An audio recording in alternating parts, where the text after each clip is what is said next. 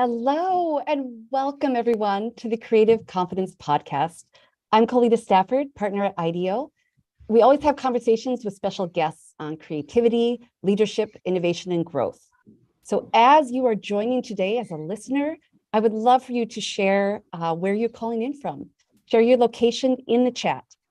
I am thrilled to welcome Wardah Malik and Dan Ariely. Welcome.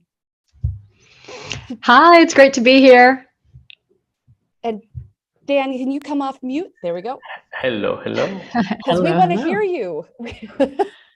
And welcome. We have folks all around the world joining us from Sweden and California, Spain.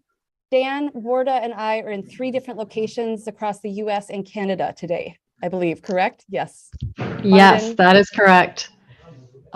I see some fellow Canadians in the audience too. That's great. Saudi Arabia, amazing. It's always, yep, you'll see all around the globe. Today, we have a very exciting topic. We will be talking about workplace motivation. And in particular, we're going to dive deep on what behavioral science can teach us about how people make decisions and what really motivates us and what doesn't at work, including some new understandings about that have been brought on by the shift to remote work and hybrid. So let's start with the proper introductions. Wardah, we'll start with you. Welcome, Wardah Malik. Wardah is the CEO of BEworks, which is a behavioral science consultancy. You have helped develop the global application of behavioral economics across a host of complex business and societal challenges. We are thrilled to have you, and I know you have a deep expertise in this area, and you and Dan have been colleagues in this space for quite a while. So Dan is a co-founder of BEworks. He's also a professor of behavioral economics at Duke University, and I'm guessing there may be some fan folks here today. He's a renowned thought leader in the space of behavioral science and behavioral economics. Welcome. So Dan, I'll start with you. Just what's something that's inspiring you these days? So, this will say a little bit about my personality flaws, but the things that inspire me usually are the places where I can see room for improvement. So, when I look around, my nature is to see where things could get better. And one of the topics I'm trying to understand in a better way is a combination of misinformation and distrust that I think is plaguing society. And, it's kind of a new topic. Like if you asked me 10 years ago what I think are some of the most important topics for social science to figure out, this wouldn't have been one of the top 5, but it is now. So, I'm not sure I would use the word inspiring, but certainly occupying and getting me to spend a lot of time and energy on. Timely topic. Wonderful. Thank you. Wardah, how about you? What's something that is engaging you these days? Yeah, I think I'm going to have what some might consider a cheesy answer to this, but I'm going to say my team is what is inspiring me these days. I've, as you mentioned, been with BEworks since its inception almost over a decade ago, but I became CEO of the company in April. So it's been an entirely new opportunity for me in this new seat as CEO to rethink what we are capable of accomplishing. And so just having the team come back together, many of them are in the office today after the pandemic. That's been the real inspiration because we're going back to the roots of what made us so great over the years. And it was really this opportunity for us to be there, to talk, to ideate, and it's a wonderful group to be around. So I'd say that's my answer. Both great answers, both. And congrats, Wardah. It is an opportunistic time to be a CEO, especially with your expertise. There is so much you can help in the world with what the two of you do. So let's go there. So I know you get this question all the time, but what is behavioral science and what are some of its applications? Dan, I'm going to start with you. So I think that the big issue with social science in general is that our intuitions fail us. And if we acted exactly as we expect we would act, for example, if you think about the area of motivation, if motivation worked exactly as we expect, we would not need a lot of science. We will just follow our intuition. But the fact is there's a big gap between what we think works and what actually works. And the science of social science is supposed to bridge that gap. And the thing about it is that lots of our decisions are based on intuition. We have intuitions about how best to spend our money and what to do with our health and how to manage our relationship and raise our kids and manage teams at work and convince people that they're wrong and we're right about some political topic. But the reality is that we're often wrong. We don't have a good insight into our inner human working. And what social science is about saying, you think that this is how people think, but no, it's actually a different way. And if you think about applications, it really applies everywhere you want people to change their behavior. In general, people, breathe quite well and see quite well and walk and develop language and play chess. I don't think there's a lot of room for improvement. But if you think about how we manage our health, our money, text and drive, get our opinions, distrust, have discourse online and so on. And this, of course, includes also motivation. Motivation both personally, in our personal life and in the workplace. So every place that there's a gap between, like you look around and say, oh, what people are doing is just perfect. If there's an area that you say, oh, this is just people doing the perfect, no need. But if you say, okay, there's a room for improvement, then we can help. Love it. And we even have someone commenting, but I think my intuition is always right. So Dan, what would you say to that? You fall into a large group of people who think this way. It's a very dangerous thought. So I'm guessing that the person who's saying it is joking. But in fact, our confidence in our intuition is one of the things that get us into trouble, because we're so sure about that we know the way. So you're so sure that we understand what. And when it comes to our personal life, how we manage our money, health, relationship, but when it comes to when we have impact on other people, think about texting and driving. People have the intuition that we can multitask at the same time. Not so correct. So the person, assuming they were joking, which I hope they were, is pointing to an important direction, that it's not only that we have a bad intuition, but we don't understand how bad our intuitions are. And so I'm going to come to you, Wardah, to help share with us. So how can behavioral science illuminate what we do or don't understand about our intuition? Actually, I'm going to be more specific. You run an entire company that uses behavioral science to solve what Dan alluded to, like where things aren't perfect. Can you tell us a little bit about how you do that? How do you apply behavioral science to solve things and improve in the real world? Absolutely.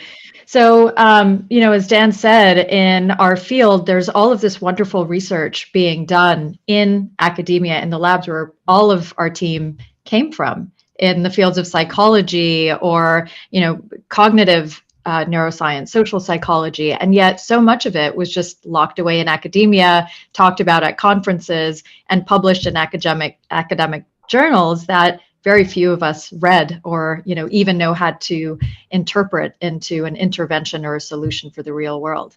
And that became the impetus for where BEworks was born many years ago, and why Dan is one of the co-founders. We were the first company in the world that was doing this to help consult other organizations and governments. So our team is made up of multidisciplinary team of scientists, all with diverse backgrounds, from understanding developmental psychology to the way that our brains work and the way that humans interact in environments. So all sorts of expertise that is there. And how we actually do this is go into organizations, look at what is that unsolvable problem. You often think that you have the right solution, that it could be some form of information, it could be an incentive, or it could, now more and more we see it's just technology. Technology is going to fix things and it's going to change people's behaviors.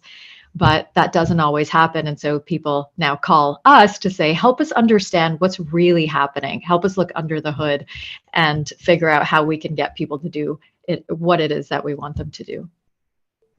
For good. For good. Dan, can I add Dan, something? Absolutely. And thank you, Wardah. Dan, there's something in the chat that Dan would love to address. So somebody asked me about why they have a beard. So the half a beard has a few stories, but including something I think insightful maybe about social science.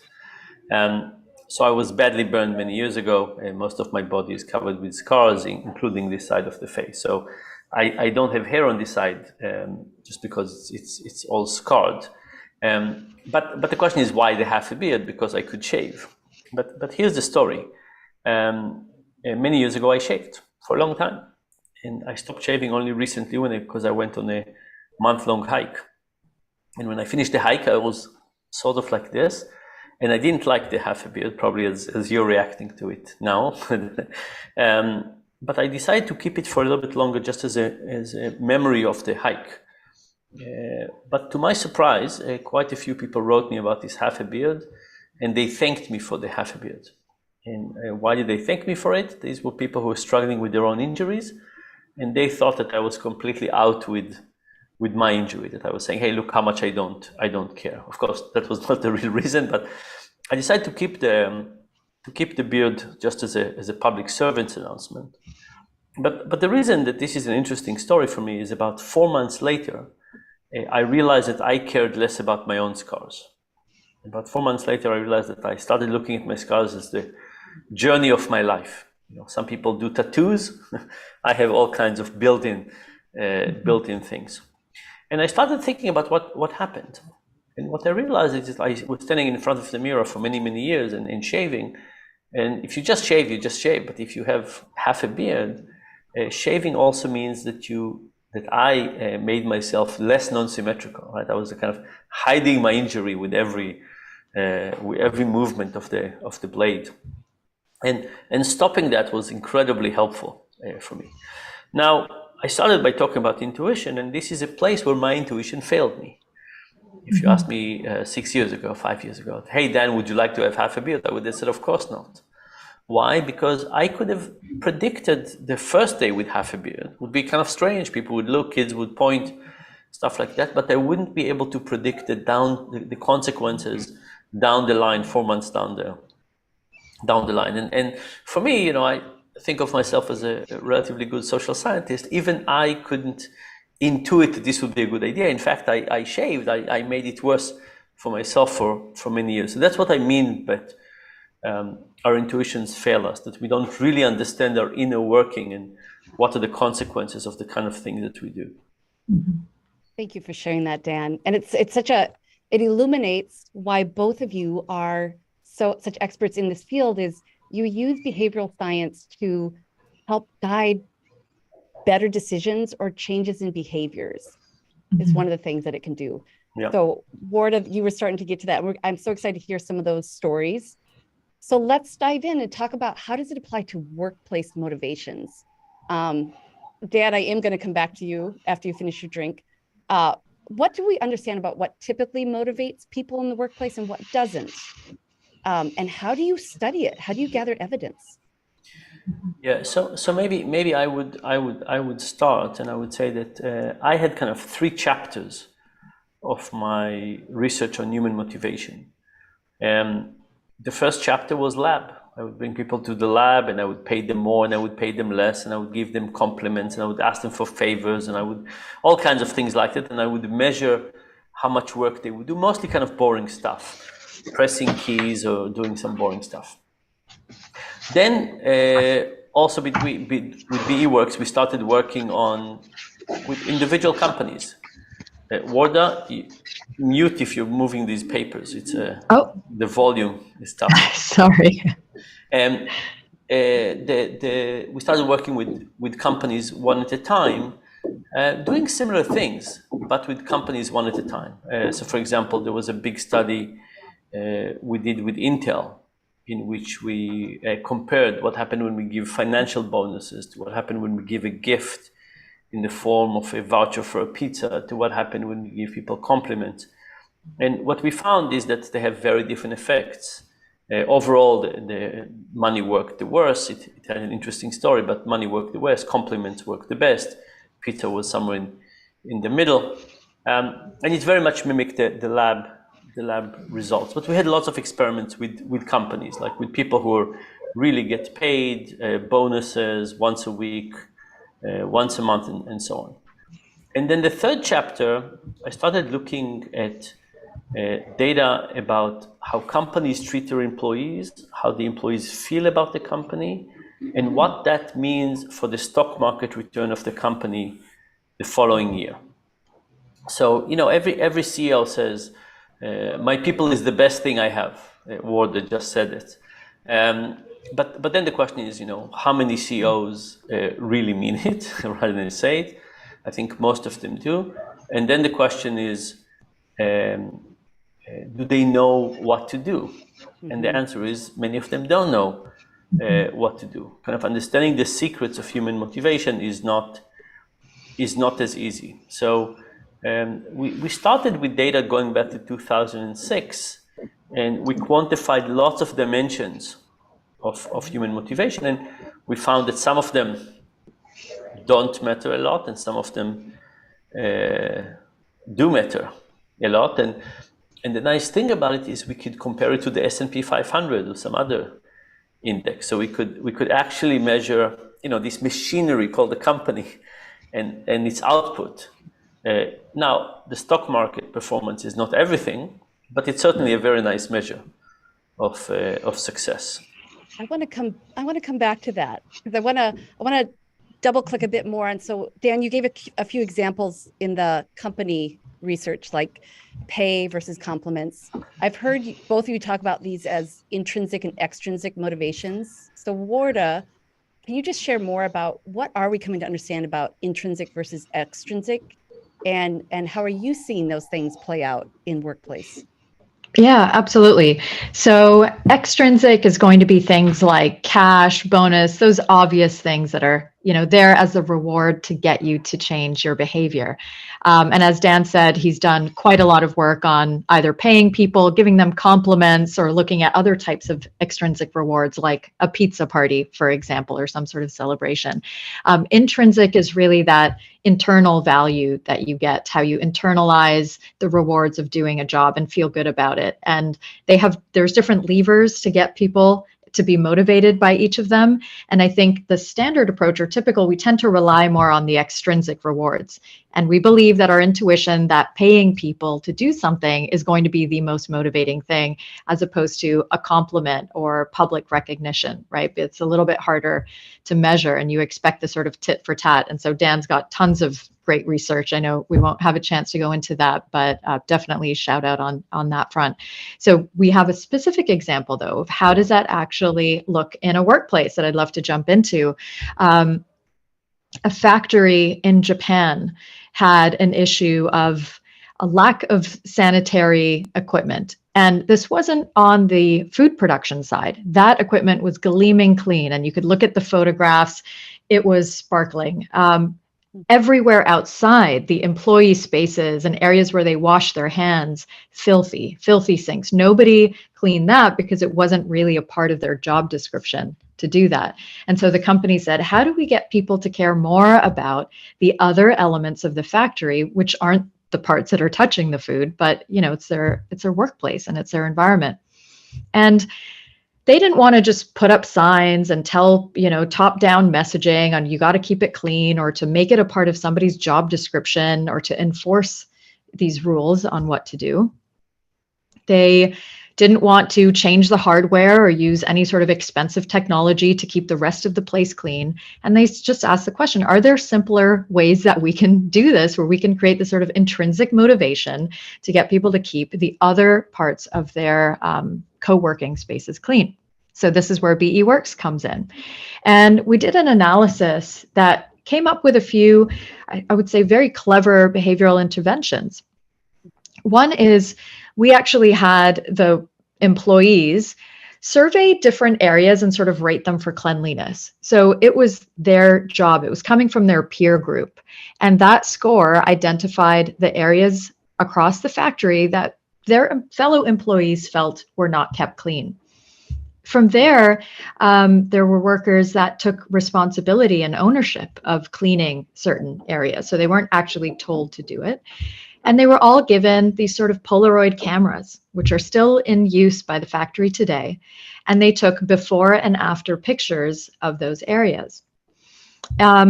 We looked at how could we also create some sort of date, like a physical date in a calendar that would create that urgency to clean the place up. And why would that date matter, right? Imagine you have friends coming over to your place. All of a sudden, you're going to look around and you're going to start cleaning it up because you know that you're expecting guests. And so we use that same principle, this sort of like social norm, to invite friends and family to the factory as the creation of pride amongst the workers. And so that became the date by which they were all motivated to clean up the factory setting. And so this friends and family sort of visiting the workplace became an opportunity for pride, and they did that. And the after photos in the sort of public eating areas in the factory were posted up on a wall, a big bulletin board, with the picture of the individual that had cleaned that area. And now CEOs, other workers, employees could go and actually keep messages on the board thanking them for cleaning those areas. And those are all of the different ways. We didn't have to use fines. We didn't have to, shame anybody, but instead we're using pride. We're using recognition. We're creating ownership, all of these things. It's not like you're just cleaning and nobody's ever saying thank you and nobody ever sees that you're the one that's staying late and mopping up just so that everybody can come in to a clean environment the next day. And so we used all of these different levers to create a cleaner workplace. And the survey's post showed this drastic difference in cleanliness, and the photos showed it as well. That's a great story. Thank you, Wardah. It illuminates both what behavioral science can do. You found a psychological need and a motivator that was outside of kind of the intuition of extrinsic, and Exactly. tapped into what was of value and meaningful to the humans in that. So Dan, do you want to build on that? And we even have someone asking, Dan, how do you think about the intrinsic examples? And I'd love to go back and share a stock market story because. So let me say a couple of things. So first of all, if you think about the results that Wardah shared, you can think about them as results about cleanliness, but you also can think about them as principles of human motivation, right?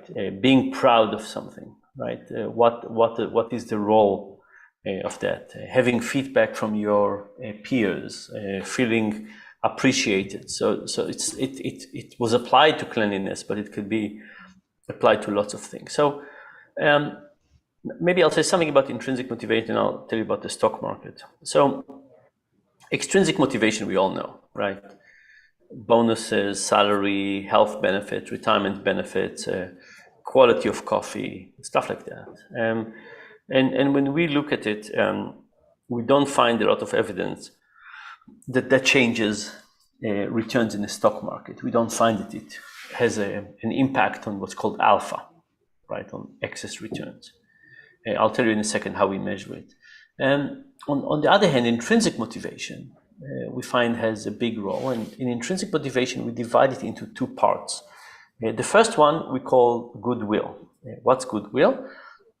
Goodwill is the difference between the minimum of work you have to do to keep your job and the max you could do if you really love your job. And think about how big that is. By the way, think about where you imagine where you are now at 100%.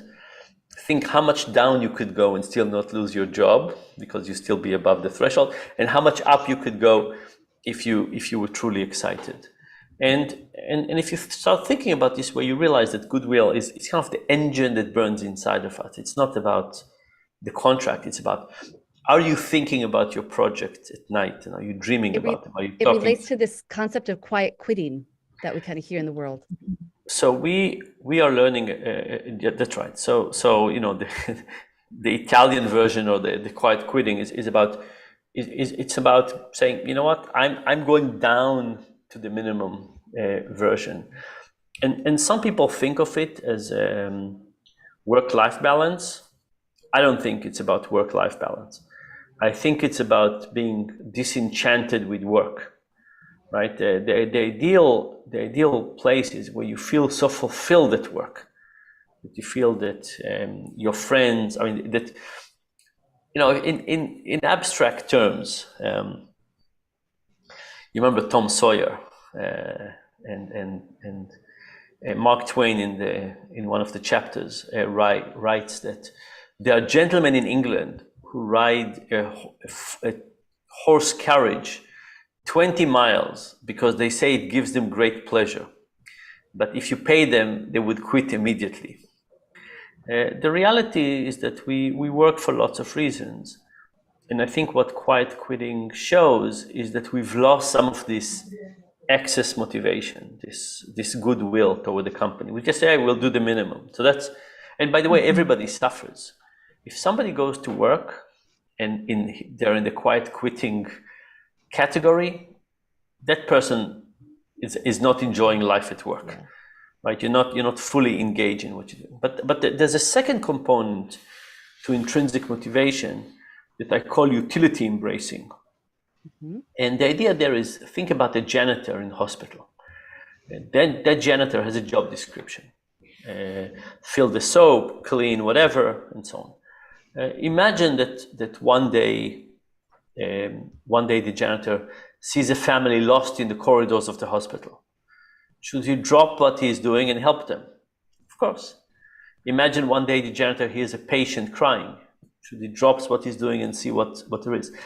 And if you think about that, it's the reality that we actually want the janitor to not go by their job description. We want the janitor to look up, look around and say, where else can I help? I don't want just to focus on my job description. And it's true for all of us. The reality is we have job descriptions, but what the workplace needs us to do is not to do our job description, and many times do things that are outside of our job description and take us extra time, and only that's what brings innovation and improvement and so on. So intrinsic motivation has these two components. It has a component of energy in the direction you're going, but it also has the component of looking more broadly to where you could go. Now, let me go back to the stock market. So I told you we have data going back to 2006, and we have data about almost 80 dimensions. What's a dimension? How satisfied people are with their salary, with the chairs, tables, coffee, retirement benefits, and so on. And imagine we took one dimension like this, just one for now, but we have almost 80 of those. Let's say it's quality of coffee. And let's say we sorted the companies by the quality of coffee from the top to the bottom. And we bought in the stock market in 2006, it's a simulation, the top 20% companies who treat their employees best on quality of coffee. And we kept that portfolio. And in 2007, we got new data. And maybe one company went up and one company went down. But we kept from 2006 until today a portfolio of all the companies who are in the top 20% who treating their employees by quality of coffee, by furniture, by salary, and so on. And now we have 80 portfolios. And we can ask how many of those portfolios do better than the S&P 500. And the answer is that almost all of them. By the way, when I got this result as a social scientist, I was very happy. I was saying, hey, look how easy it is to beat the S&P 500. Ask anything. By the way, these portfolios don't include quarterly earnings, no numbers, right? It's just the companies who treat their employees well on each of those almost 80 things. Almost all of them do better. Now, some of them do slightly better, some of them do a lot better. So now the question is, what are the dimensions that are much better than the S&P 500, and what are the dimensions that are just the same? So, salary, extrinsic motivation. Does it contribute a lot or contribute very little? Contributes very little. All the things about extrinsic motivation, as we've said, don't make a big difference. Salary, financial, retirement benefit, health benefits, quality of tables, chairs, coffee. By the way, I love coffee. I was really disappointed with the coffee results. I wish it was different. But the things that matter were all about intrinsic motivation. So the number one thing was, do you feel appreciated? And I saw in the comments some things running. I couldn't read as quickly, but people talked about compliments. Of course, it's not just about compliments, but it's about feeling appreciated. And of course, if the company sticks you in the cupboard to work in the dark, in the cold, and they give you a compliment, you don't feel appreciated. So at the end of the day, it's about it's about feeling appreciated. So feeling appreciated ends up being very important. Psychological safety is very important. Now, by the way, psychological safety is very important because we want people to speak their mind. We want people to point when something is not going well. We want them to be able to propose ideas for things that we could change. But if we are in a culture that doesn't allow people to speak their mind, that's not very good. So psychological safety is very important.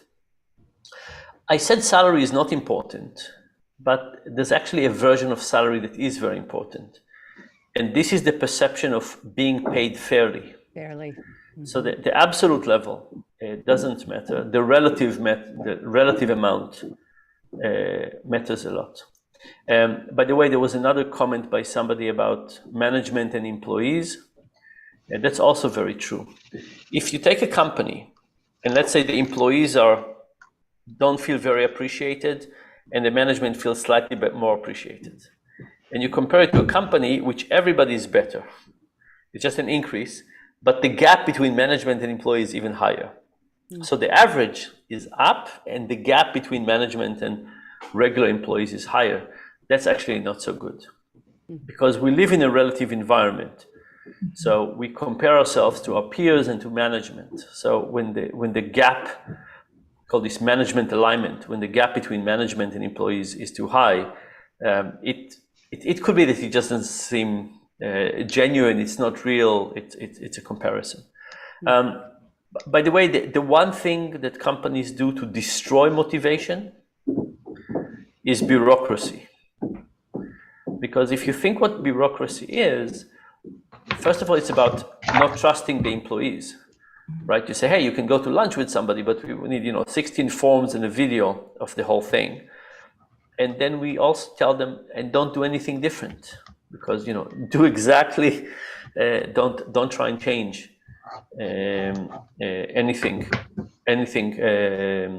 different. So the combination of that. Oh, and also it means we don't respect your time, right? We're giving you all these barriers. We tell you to do your work, but we're making it hard for you. This is so rich, Dan. There's so much. I'm going to go to a couple questions that build on this. We are going to talk about COVID, what's shifting, but Wardah, there's a question that came up that I know you probably saw. It has your name on it. Can you apply some of this? So how can BEworks, how can you help leaders apply some of this to design their workplace to better take advantage of some of these things that Dan is talking about? Yeah, absolutely. I mean, leaders today are dealing with so many issues that in some ways are so new. Hybrid workplace. What is virtual reality going to look like? We're talking about a 4-day work week. Now we're reevaluating what people care about, as Dan's talking about. If it's not coffee and nice couches, what is it? And how do you even execute and deliver on that in a digital world? Because does a compliment feel the same when it is delivered face-to-face than when it's just virtual or sent via text? So the way that we help leaders is to really understand which of these challenges, and DE&I is just a whole other bucket that I know we are not going to have time to cover, but what happens is that we rely on our intuition, or we might look to what others are doing to create our best guess, and yet there is a rich science, and this is where BEworks comes in.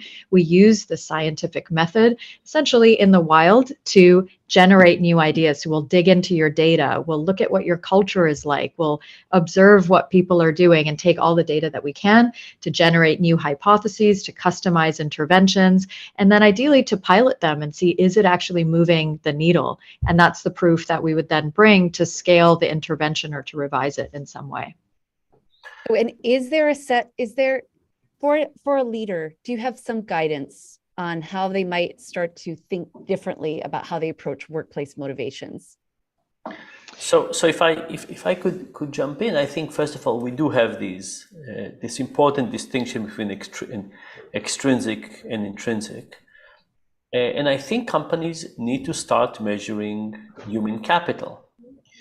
Companies have these very vague measures of employee satisfaction, but what they really need is to measure much more precisely what they mean by human capital, and then not just measure it once a year.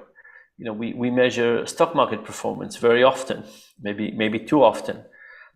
how do we measure employee motivation? If I can say something kind of a little strange, I think the fact that human capital is not on the balance sheet is a mistake. Companies invest in a warehouse, it's on the balance sheet, they have an asset. Companies invest in people, it's a cost. What a crazy idea. Now, it's not easy to quantify human capital, but what you want companies to be able to say, here is our investment in human capital. Maybe we can amortize it over a few years if accounting practices would allow that. But I think companies really need to start treating that seriously. There's a phrase, you are what you measure. And if companies don't start measuring human capital in a serious way, they're not going to get to it. So, like, what's one example of what you hope more companies would assess when it comes to human capital? So for example, this perception of unfairness. Perception of unfairness. Fairness is like a really deep thing. Like, I don't know if you have a brother or sister, but if you grew up and your brother or sister got a little bit more juice than you, you started caring.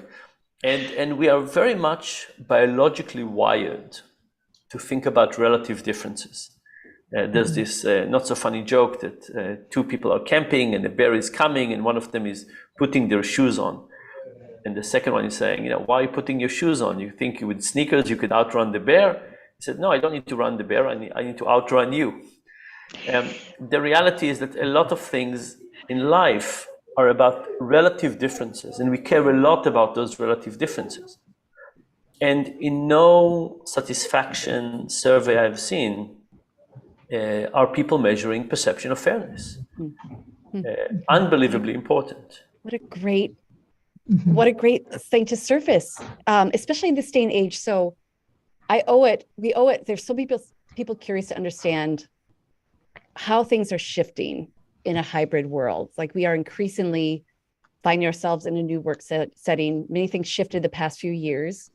What are you coming to understand? Has that shifted what is truly motivating and valuable to the workforce? So, do you want to start or should I? No, go ahead, and then I'll jump in. Okay. So the first metaphor I had about return to work was going back to my early days in hospital. So for a little bit more than 3 months, almost 4 months, I was with the tube that fed me. I got 30 eggs a day and 7,000 calories a day, all with the machine. And at some point they came and said, hey, Dan, the day after tomorrow, we're taking the tube out and you'll start eating. And my first thought was, what a terrible idea. I thought to myself, I discovered the future. In the future, nobody would want to eat. What a waste of time. Well, like, who would want to spend so many hours? I didn't think that people want to go around with the tube, but I thought, maybe a pill or something. And I said, I've seen the future. Anyway, of course, I was in hospital. I couldn't do what I wanted. They wouldn't keep the tube in. They took it out. I had to start eating. But very quickly, I remembered what food tastes like. And food is amazing. And since then, I've just been eating and eating. But, if you think about it, 3 months were enough to forget what the taste of food is like. And I think the same thing has happened during COVID, where we have kind of forgotten what it is to work with people. And you could say, oh yes, but we've been back at work. Not really. Because food, it's enough to have one bite and you remember whatever strawberries taste like. But working with people, after severing relationships, it will take a long time to build it up. So even though we're physically back at work, we don't have the same camaraderie, the same caring, the same nuanced understanding of the other person. So we're not really back at work from a social perspective, from a motivational perspective. So I think we need to recognize what we have been missing. And by the way, it's little things, right? We know that smile, for example, this is not the important smile. The important smile is here. We know that we smell people. We enjoy people finishing each other's sentences. It's all the little things that we can't do. It will be a while until we get back to work. And the thing about it is that because these are fleeting aspects, You know, my example from days in hospital, I was thinking very functionally. How much time would people waste on food? What a waste of time, right? In the same way that people say, oh, traveling to work and so on. If we think just functionally, we would not go to the office ever again. But it's the non-tangible things that are so important to life. You know, it's kind of like poetry and love, and for those things we need an experience. I recently took my research lab at Duke. We went to a few days in the mountains. Oh my goodness, what a group of quirky, fun people. You know, you forget there's amazing things about people. And we were actually lucky because some of the restaurants we wanted to go to, we were too big for them. So we had to go to some big room in the hotel and play games, but it was wonderful because the reality is that we were forced to play social games and get to reacquainted and know each other in a better way. And but by the way, we didn't choose that. We were forced to get to know each other better, which was wonderful. So back to you then, Wardah. What is the way forward, or what is some of the things for us to be thinking about? Yeah, I'd love to pick up on that thread as well. You know, this dichotomy between more and more research is showing that people want to work for companies that share their values. And I think it came up in the chat as well. It's more important. How well is this company aligned to my own internal mission and vision and beliefs about the world? And then on the other hand, you've got our intuitions, and what some of the workplace surveys are revealing is that more and more people want to stay at home. And it's kind of this dichotomy, right? Like, how can you feel like you're a part of something? It's not going to be the same unless you are there in person. As Dan has said, there's these intangibles that we can't measure and that we don't realize are so important to feeding the work that we do and that value that we get from connecting with others. So I think one is just recognizing, as we opened up, that our intuitions about what we want can sometimes be wrong. And until we start to connect again with people, we can start to change that. How do we now move forward? That was the question that had emerged. And what can leaders do about it?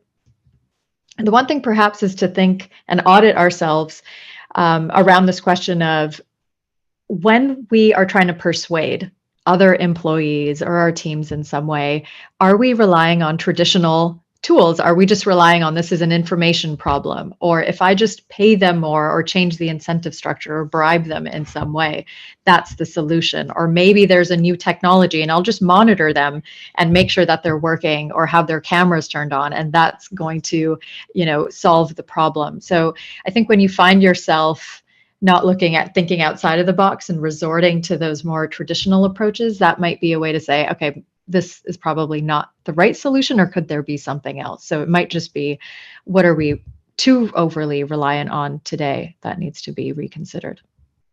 Beautiful. Yeah, and somebody said that being in the office and doing WebEx or Zoom from the office is not the right approach. This idea of working from home and working from the office, there should be different things that we do.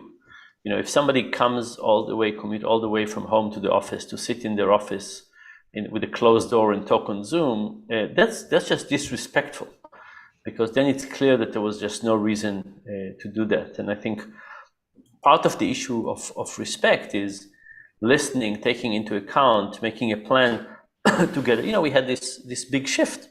And clearly we need to make some adjustments while taking people's preferences into account, but also balancing them. Mm-hmm.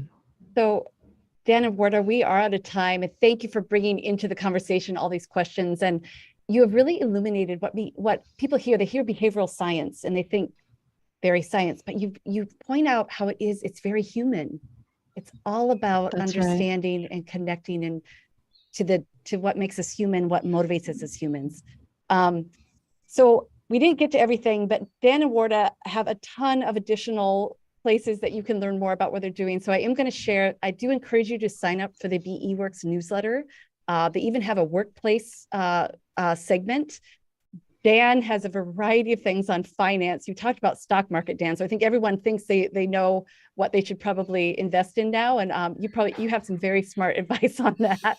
So I encourage folks to check that out as well.